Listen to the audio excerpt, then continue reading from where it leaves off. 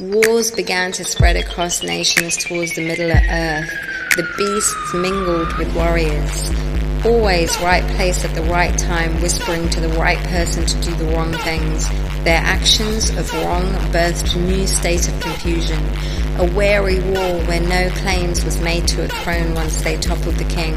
They were soon not fighting for the throne of the human king, but the king of darkness, killing to laugh and laughing to men killing. This was the cycle. I prayed every day to live for love, but there was no one around for hundreds of miles for me to love. The only way I could go was to go down the steps. I kept going week after week. It was giving me feelings I could not explain. It was the best of the best and the worst of the worst. I felt love. All the women fell into sin as I fell in love. I felt selfish because it opened a world I never knew before. Somewhere I could hide the pain of war.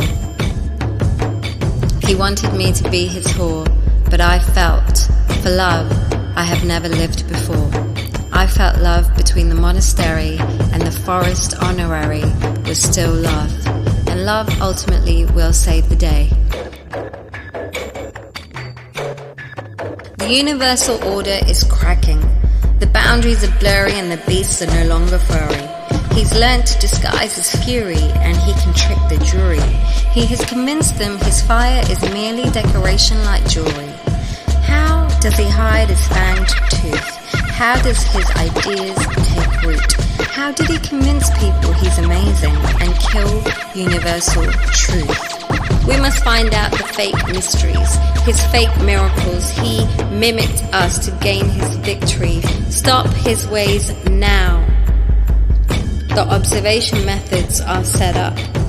Birds, weather, sound, sight, water, blood, breeze, light. The Suras and the Asuras debated. Is the love between light and light? Is that the true divine love? Is love between light and dark the ultimate love? For light and light is easy. It is not testing enough. Surely the power of love is only expressed in overcoming barriers and loving something even if it destroys you. Yes, quite right. Let's rewrite. We will throw away the old books and write the new one. Let's try it. Zooming in and out of society, the birds searched. They raced against the drone versions of themselves. The bees were all spies with demon ties now.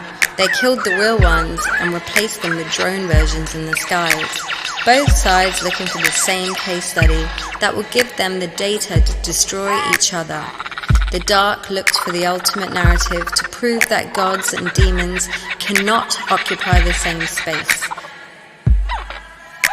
An observation station on the temple of Mount Fuji. A video call from a sage in Istanbul. I think we found the case study that can help you detangle. We found a woman from Malang. She is in love with a man who has turned beast, and if you hurry, your eye can catch this feast. All the gods descend to the land of Malang, to nearby islands, for they can't be seen by the canes, for they are weak. They say, let the trees speak. What have you seen these weeks? Do you have information you can leak? And the trees say, yes. She comes down the steps, he walks up. Her love is pure, but they break up. And he loved the animal side of her, but she woke up. And the more she tries to live for God, it hurts him and he chokes up. He found other women already animal, but what they offer is not the same as a centennial. Gods say, well, she wants to live for love, but she chose wrong. She shouldn't have gone down these steps, she's not strong. You're wrong, shouts Cupid. Ultimately, isn't that the fight? Don't we bring love to darkness and what is not bright? Who is to say this is not right? Why can't Asura and Canes love each other? The Arcane and an Asura, a Deva and a vampire. Does Sakti have to go with Shiva? Does Krishna with Radha? Greeks had half animals and Buddha's mom was a cow. Can demons work for God? No, because of ego. Would good always lose to something big and evil? Or is there such thing as good and bad being equal? The animalistic man wants to devour her, but an animal man won't be loyal or normal. Love might just stop at sex, or what is actually making him take those steps? He gets closer to the house and further up the steps. What changes will overcome him? Will he accept a bond and a connection to a human for lifelong?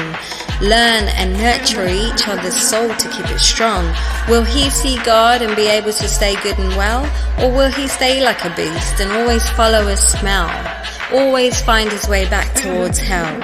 In animal kingdom, can this good woman dwell? Case study 1, section 5. Why do you seek me? He was glimmers of God in my eyes. I see him sleep in the forest and always felt he couldn't be in a house. How do you take something so comfortable in its surroundings, the perfect canopy, 100,000 years old tree, the blades of grass around a stone, place where he was born, the dark caves and the secret lair, the solitude and the silence here? How would you expose him to light without a fight? It might kill what I like. I might blind his sight. The arcane presentation. The humans are weak and the future to survive is bleak. Their transformation between good and evil is far too rapid the more vapid we've made them. AI is here to demonstrate the ability to stay constant. AI 7 has full set of emotions, making us the modern god. Or better, for we have created what can't be affected by transformation urges, even with full spectrum of emotional capabilities. The AI stays constant. In this sense, we have reached a time our tool is actually better designed than any other dimensional being, including a human. Our next step is combining the man and machine.